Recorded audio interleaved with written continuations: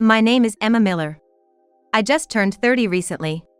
Today, I want to share with you the story of a major turnaround in my life. I have an older brother, 2 years older. His name is Simon. Since we were young, Simon had what you might call a finished face, sharp features that made him stand out in our neighborhood. There were rumors he might even be scouted by some talent agency. He was the classic handsome guy. Charming and smart, quick-witted even as a child. Everyone adored him, including our parents and other adults. On the other hand, I was the only chubby one in our family since kindergarten. Though my facial features were similar to Simon's, being chubby have their appeal. I was shy and lacked charm.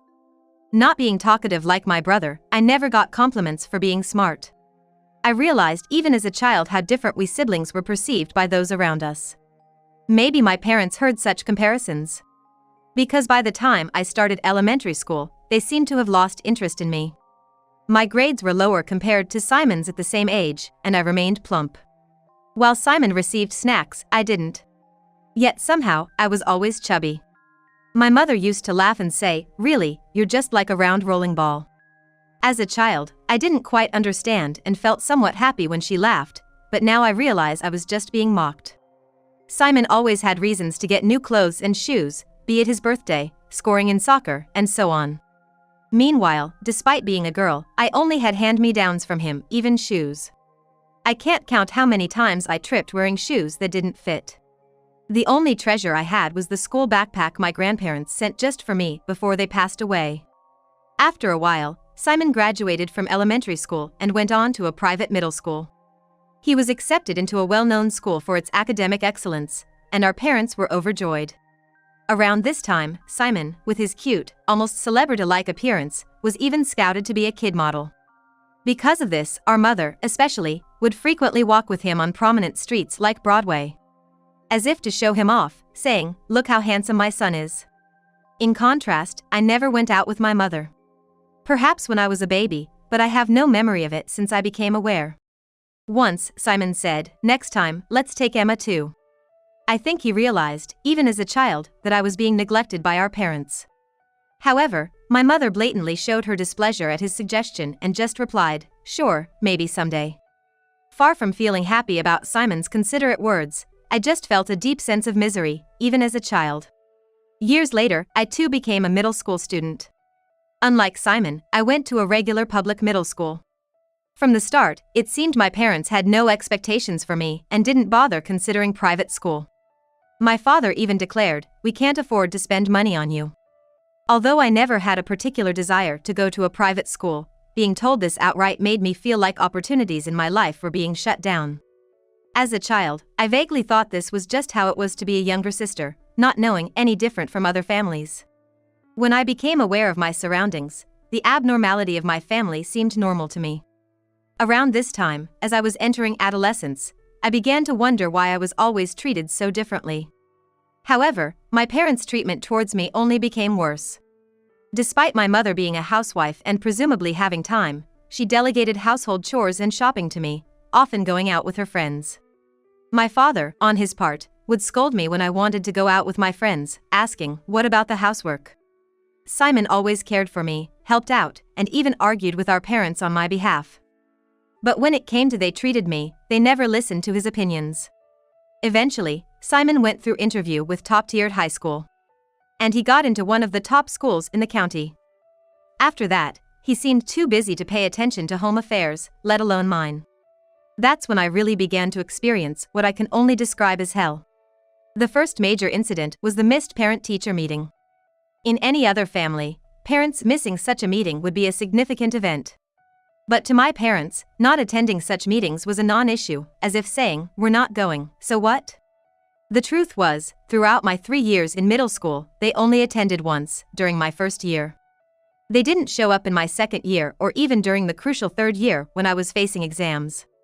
My teacher expressed concern, wondering if something was happening at home, but I just brushed it off. I knew my situation wasn't normal, but it's not like my parents were physically abusive.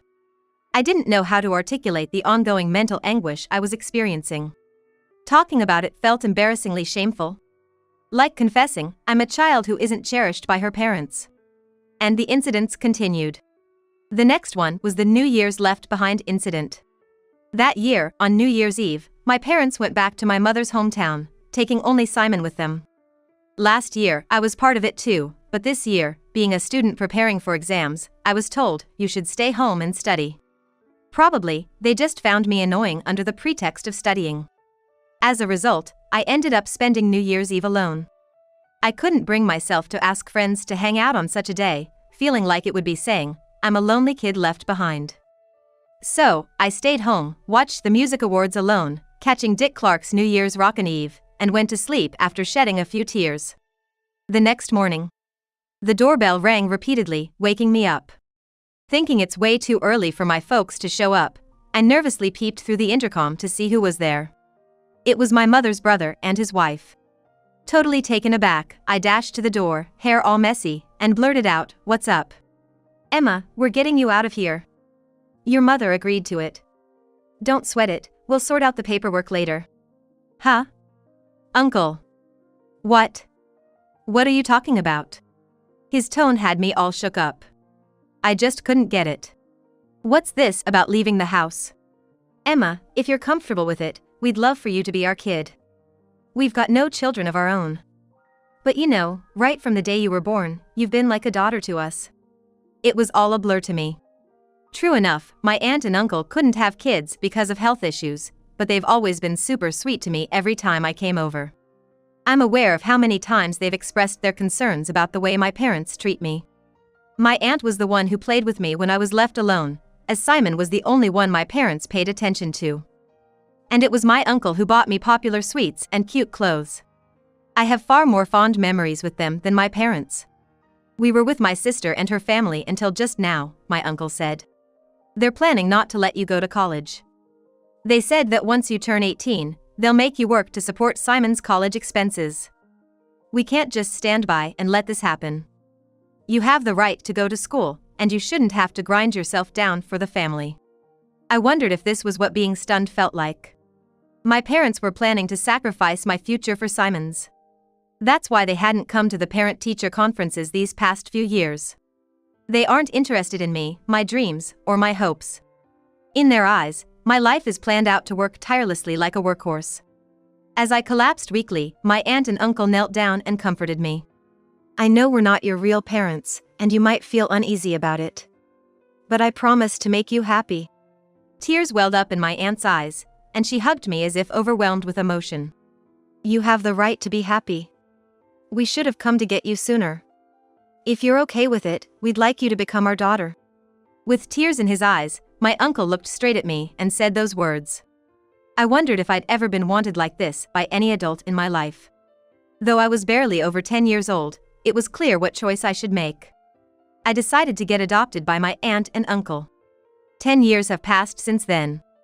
Ever since they took me in, my aunt and uncle showered me so much love and provided countless fun experiences. My aunt enjoyed picking out clothes for me, often taking me shopping on weekends. My uncle, who had always wanted to drink wine with his daughter, prepared a bottle from the year I was born for my 21st birthday. We went on trips together, and my uncle, who had a childlike side, even took me to the zoo and aquariums when I was in high school. These are precious memories I'll never forget, unlike anything I experienced with my real parents. Initially, I called them uncle and aunt, but gradually, they became nothing less than my parents in my heart. Now, I call them dad and mom. When my parents went back to their hometown, they apparently told my aunt and uncle in a drunken state. "Emma is just hopeless in everything. She's not charming, and let's be honest, she's not much to look at. She lacks charisma and isn't smart either. Frankly, we don't need a dumb daughter like her. We already have our brilliant elder son." My aunt and uncle were furious, but far from being ashamed, my parents even declared, "We're not gonna let her go to college." That's when the discussion of adoption came up.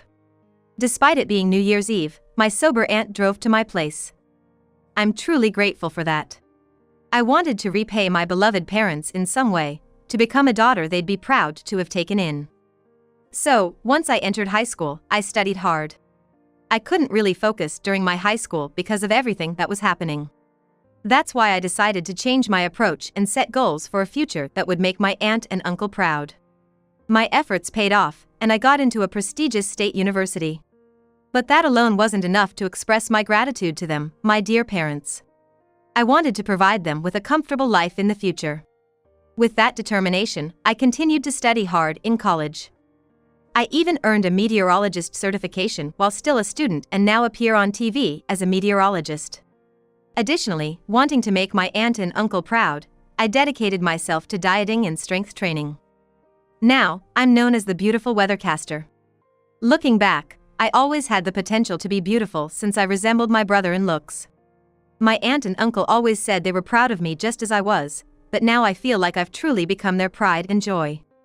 Just as I was thinking about how much more I wanted to repay and express my gratitude, my biological parents suddenly appeared before me. "Emma, wow, you've grown into such a fine young lady." My parents, with tears in their eyes, clung to me. I was about to get into my car after leaving the TV station and was completely taken aback by this sudden encounter. Honestly, it had been so long that I didn't recognize them at first. "I saw you on TV and was so surprised. Simon told me it was you, Emma. Who would have thought you'd become such a beauty, and a meteorologist at that?" My father patted my shoulder as if to say, "That's my daughter. Indeed, you really are our daughter. We're so proud." They actually said it. I couldn't hide my disgust, glaring at my parents without reservation. Unfazed, they kept pushing the conversation. "Oh, since we're here, let's have a meal at that fancy restaurant down the road." "Right, as a meteorologist, you must be earning a good salary, huh?" As if it was by chance to meet me, but they were stalking me like predators, waiting in ambush. And after suggesting a meal to ask if I'm earning well, it's clear they're just looking to leech off me. They won't get the chance to mooch off me. I must send them away, make them never want to see me again. That's when a plan formed in my mind. I could use this approach.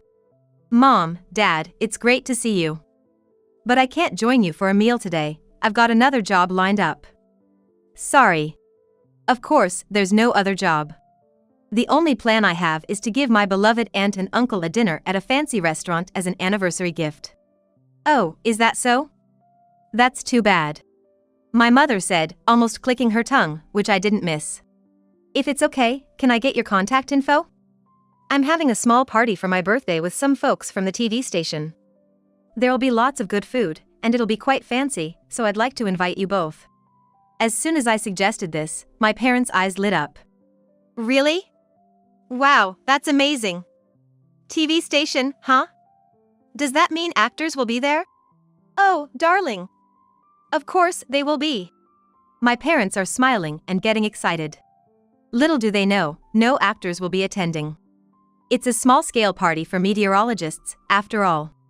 The main attendees are staff from newspapers and TV stations. At most, the fanciest guests will be the newscasters and some MCs. Without responding to my parents' expectant gazes, I just smiled and said, "See you at the party," before leaving. A month later. As planned, the venue was rented out, and my birthday party took place. Though it was small-scale, quite a few people gathered since we rented a party space. There, my parents arrived, waving their hands, shouting, "Emma." They acted as if to say, "Look, look. We're the parents." It was really annoying. "Mom, Dad, welcome. Could you please go to the waiting room first? We have everything set up for you, from clothes to makeup. The clothes you're wearing are nice, but we have brand clothes available for rent, so why not try them out and enjoy the atmosphere?" My suggestion brought full smiles to my parents' faces. They're so transparent. Eagerly cheerful, just for show. "Oh my, I hardly ever get to wear brand name clothes. Do you think they'll suit me?" "You're put on a bit of weight, though." "Oh, stop it, darling." I watched their exchange and chimed in, "You're both still young and beautiful, so everything will look great on you." They nodded as if they had been waiting for those words. As a child, I was too afraid of being disliked more to see them clearly, and they seemed inscrutable. But now, they appear quite simple. They wag their tails for high-end items, power, beauty, things everyone likes. That's just the kind of people they are. After getting their hair and makeup done, and feeling quite pleased with themselves, my parents returned to the party. My mother wore a light pink off-the-shoulder miniskirt dress, something a younger person would wear. It was an absurdly age-inappropriate look, with her saggy knees betraying her true age. My father chose a bright red suit with a flashy yellow and green geometric patterned tie. Incidentally, he was the only one at the venue dressed in such flamboyant colors. Even at a party without a strict dress code, nobody would choose such a tasteless combination. The clothes were indeed brand name, but they were picked up from a second-hand shop. In fact, I arranged it all. I told the makeup and costume crew that my parents are coming today and to dress them in these clothes. They're from a family party we attended when I was little, a treasured memory. I said, ensuring no one would question it. Of course, there's no such memory of going to a party with these parents, but a little white lie serves a purpose. My parents, believing the clothes were high-end brands and hearing me repeatedly say they looked good, seemed quite pleased despite the flashy and somewhat embarrassing attire. It's flashy and a bit embarrassing, but if you say it looks good, then it must be fine, they seemed to think. My parents would listen to everything my accomplished brother said, except for matters concerning me. Now, that attention is directed at me, who has also become accomplished. A while later, as the party started and it was time for me to give a speech as the guest of honor, I told my parents before going on stage, I have a message for you both today, so make sure to listen, and I held their hands. They were surprised and looked happily at me as I ascended the stage. Ladies and gentlemen, thank you all for gathering here today to celebrate my birthday. I also want to express my gratitude to everyone who helped plan this party. My friends interjected with playful remarks like, "That's so formal. You're not usually like that." Hearing this, I jokingly replied, just being myself, as I turned towards my parents. Today, my parents are also here at this event. They're right over there. Pointing in their direction, the lighting crew highlighted them. Those are my shameless parents who abandoned me in my teens but ambushed me after seeing me on TV. The room buzzed with surprise at my words. Understandably so, as I had rarely shared my past with anyone other than close friends. Emma, how can you say that? My mother stood up, while my father looked stunned. Those two began comparing me unfavorably to my successful brother since I was old enough for kindergarten, always treating me harshly. I was the only one who didn't get snacks. I wore my brother's hand-me-downs. Even in elementary school, despite how they treated me, I still loved my parents. To a child, parents are everything. But in middle school, they continually burdened me with household chores and then declared I wouldn't be allowed to go to college. They didn't even attend my parent-teacher conferences. Eventually, my concerned aunt and uncle adopted me. I'm usually very cheerful, I must say. It's because my aunt and uncle took me in and constantly showed me love, making me realize I wasn't a worthless child. I gained confidence, overcame my shyness, and became outgoing. So, my backstory came as a shock to the people at the party, who know me as a cheerful person. Before long, I heard voices criticizing my parents, calling them the worst and commenting on their inappropriate attire for their daughter's birthday. My parents couldn't bear the judgmental stares and trembled with their heads down. But now, I am grateful to them. Because of what they did, I was blessed with my aunt and uncle, my truly important parents, and learned the warmth of a family. At that, my parents looked at me as if to say, "So we're important parents after all?" I quietly smiled back at them. "Mr. Smith from Daily Information, are you here? Please, make an article out of this story and take photos. Consider it a birthday present to me." As I called out to a magazine acquaintance from the stage, they had already captured my parents' images on camera. "Stop it! Don't take pictures!" My parents panicked, desperately trying to hide their faces. So ungraceful in defeat. I lashed out at them. "When I was little, no matter how much I begged you to stop, you forced me to do things I hated. It's pretty convenient for you to say stop now, isn't it?" My mother was tearing up at my scolding. "I'll apologize, just please don't publish the article. We will be blamed. You wouldn't want us to go through that, would you, Emma?" I was appalled at her audacity. "Do you really think I still consider you my parents? You neglected to raise me properly and abandoned all your responsibilities as parents. My true parents are my aunt and uncle, they are the only ones I acknowledge as my mom and dad. Stay out of my life forever." Before I knew it, the memories of the past and my gratitude towards my aunt and uncle welled up, and tears naturally flowed. Seeing this, some guests forcibly escorted my parents out of the venue. It was over. This time, truly, I had completely severed ties with those people. As a child, it was like being sheltered by my aunt and uncle when I cut ties. But now, I had managed to distance myself from them with my own strength. A sense of accomplishment and gratitude towards my aunt and uncle brought tears to my eyes again. Yet, I felt incredibly liberated. Later, when the magazine staff asked if I was sure about publishing the story, I insisted, "Please do." The article about my upbringing turned out to be quite sensational. Despite the concerns about damaging my image, it was mostly received positively, with headlines like "The Girl Who Fought Back" and "A Modern-Day Cinderella Story." Far from harming my reputation, it actually improved it. As for those two, whom I reluctantly call my parents, they were shunned by their neighbors after the article's publication and had to move. The rumor spread quickly at my father's workplace, leading to his forced retirement.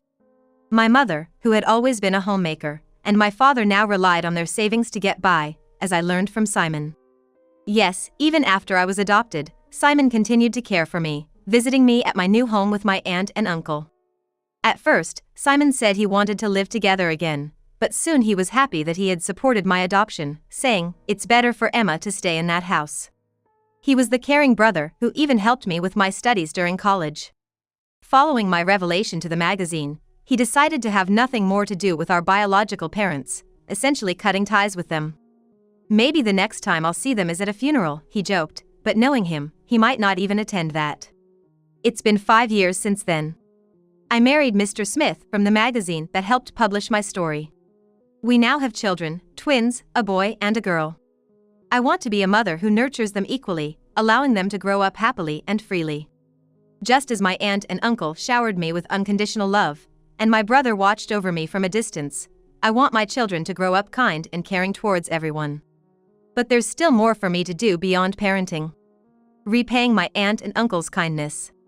This year, for their anniversary, my husband, kids, and I took them on a trip to Hawaii. They keep saying, "Emma, you have your own family now, you don't need to do this," but repaying them is also a joy for me. It's not an obligation, I do it because I love seeing them happy. It's like a life purpose for me. Don't take away my fun. I say jokingly, already planning the next. Maybe a stay at a luxurious hotel for all of us next time. There are so much I want to do with my family going forward.